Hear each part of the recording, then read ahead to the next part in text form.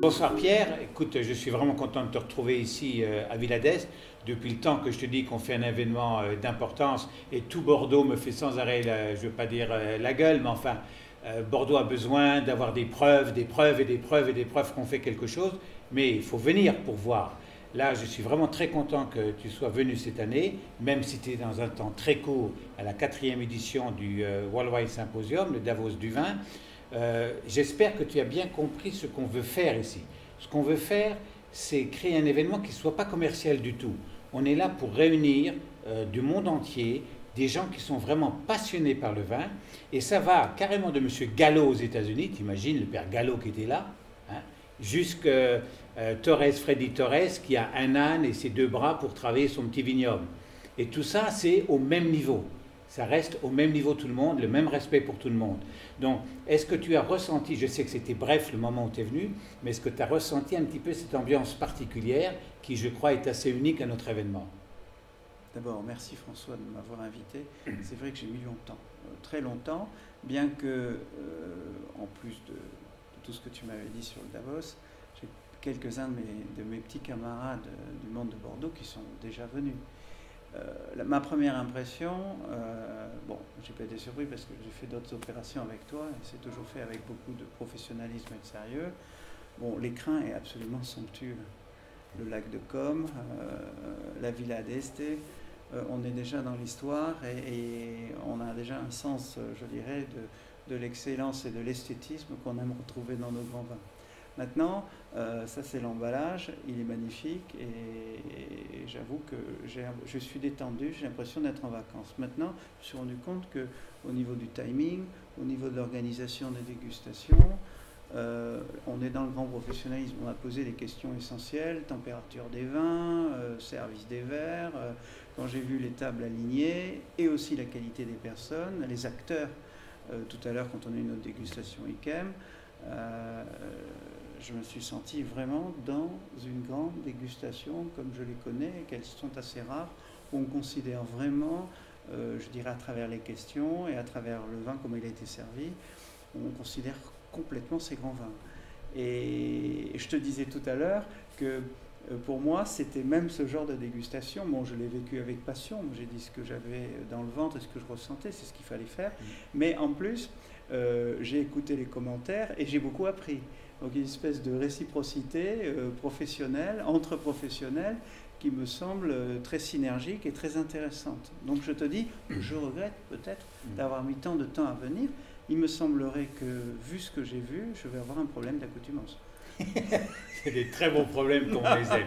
Et c'est vrai que cette dégustation d'IKEM, je sais que j'en fais aussi avec le grand jury des dégustations, mais il y avait une réelle émotion qui passait parce que tous ces gens qui s'étaient inscrits, qui voulaient connaître cette verticale d'IKEM, en attendaient beaucoup, et c'est des professionnels. Quand tu vois quelqu'un comme Sylvain Pitiot, qui est quand même le patron du Clos Tard, qui me disait « je rêve de faire cette dégustation pour apprendre », et il est sorti, il avait quasi la larme à l'œil, sur 2-3 millésimes qui pour lui l'ont totalement emballé, et il m'a dit j'ai de l'IKEM en cave, je le goûte de temps en temps, mais là de faire une telle verticale on apprend énormément. Et alors ce qui était très très bien, comme tu le dis, c'est qu'on était vraiment au niveau d'échange. Tu n'étais pas le professeur qui leur disait attendez les enfants, je vais vous apprendre qu'est-ce que c'est IKEM, vous m'écoutez, vous obéissez. Ça a été vraiment un échange qui a été fait où chacun a quand même dit franchement ce qu'il pensait du vin. C'est ça qui me plaît. Oui, mais justement, j'avais préparé des notes. Donc, quand même, pour faire semblant d'être un bon professionnel, au moins, je prépare quand même mes notes. J'aime bien improviser, mais je prépare des notes. Mais mes notes n'allaient pas du tout dans le sens de cette dégustation. Et finalement, mes notes ressemblaient aux nombreuses dégustations que je fais, où on décrit le vin, bon, de façon organoleptique, le côté fruité, la couleur, le machin. En fait, ça n'a pas été du tout le fond du débat. Et justement, j'ai rangé mes notes et j'ai écouté le public, ce qu'il ressentait à travers les millésimes. Et au fond de moi-même, ça m'a soulevé d'autres questions, qui étaient les vraies questions, finalement, qu'il faut se poser par rapport au vin. On est face à des consommateurs qui ont des impressions, qui vont associer ces vins avec des mets et qui se sont dit, tiens, celui-là, il est très puissant, il a une grande fraîcheur. Par contre, ce 90, ce 82, ben, ils sont un peu plus discrets, ils sont un peu plus subtils. Il y en a un qui a dit, bon, ben, ce 82, moi je l'associerais bien avec des mets, c'est beaucoup plus facile qu'un 2001 qui est tout en puissance et athlétique. Et finalement, on était dans le vrai débat. Je n'ai pas imposé, moi, les couleurs, je dirais la description du vin un peu basique qui, à la limite, on s'en fout un peu à la limite. Ouais. C'est ça, c'est là justement je me suis trouvé dans une autre dégustation et pour moi j'étais un peu au début pas déstabilisé parce que j'ai mis mes notes de côté et on a ouvert un autre débat qui me semble être le vrai débat qu'on doit avoir entre nous. C'est pour ça d'ailleurs que dans ces dégustations je tiens beaucoup à deux choses. D'abord, le propriétaire ou le gérant ne parle pas avant pour ne pas influencer le public, et je demande le silence rigoureux dans la salle, et ensuite on fait parler les gens en commençant par des modestes et des inconnus, parce que si tu fais parler tout de suite Galloni et Vizzari, les autres n'osent plus parler, ils sont un peu tétanisés, donc il faut faire attention à qui intervient le premier, qui dit quelque chose, pour pas qu'il y ait trop ces jeux d'influence qui jouent, mais Vizzari a bien dit ce qu'il pensait, c'était tout filmé, donc on aura ces films un jour. Mais j'ai beaucoup apprécié Galloni, qui, Dieu sait, dans son rôle quand même de l'élément majeur du groupe de Parker, est resté d'une modestie, d'une simplicité dans ses commentaires, et ça a été bien compris par les gens. Ça c'est l'esprit du Davos du vin. C'est ça que je veux garder, cette simplicité, cette humilité, ce respect que nous, on doit avoir, les grands amateurs, vis-à-vis de pros qui toute l'année sont tout seuls à travailler dans leur vigne, à faire attention à ci. Et alors là, ils sont peut-être sous les projecteurs pendant un jour ou 2 jours, etc., avec des collègues avec qui on parle en échange, mais ne jamais oublier ces leçons de modestie et de simplicité qu'on doit avoir dans le vin. Et j'ai beaucoup, un jour d'ailleurs quand tu reviendras, je te ferai faire un séminaire là-dessus, sur les différences d'intervention que toi, tu peux faire sur une propriété comme Cheval Blanc et sur Yquem. Parce que j'ai ressenti, ça c'est un ressenti personnel, là, comme je l'ai dit, là-dessus, voilà, que sur Yquem, tu es un peu plus, pas obligé par la nature, mais et pas plus de respect pour la nature, parce que tu as autant de respect de la nature à Cheval Blanc, mais tu te sens plus humble dans ta possibilité de réaction par rapport, tu l'as subi plus, mais tu l'as subi avec humilité, et non pas avec vengeur, je vais me battre, je vais traficoter le vin après pour que j'obtienne ce que je veux, etc.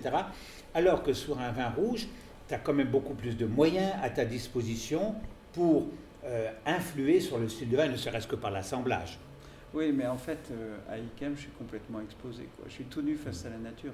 À Cheval Blanc, je peux me rentrer, je peux m'habiller, et puis je peux réfléchir. À Yquem, on subit le flux de la nature, et on est obligé... C'est un peu comme si je faisais des fermentations de rouge à l'extérieur, quoi. Là, je vais un peu loin dans mon raisonnement, mais la vinification d'Yquem commence déjà avec la botrytisation sous, évidemment, un ciel qui est plus ou moins clément, parfois étoilé et clair, et parfois, je dirais, un petit peu plus humide.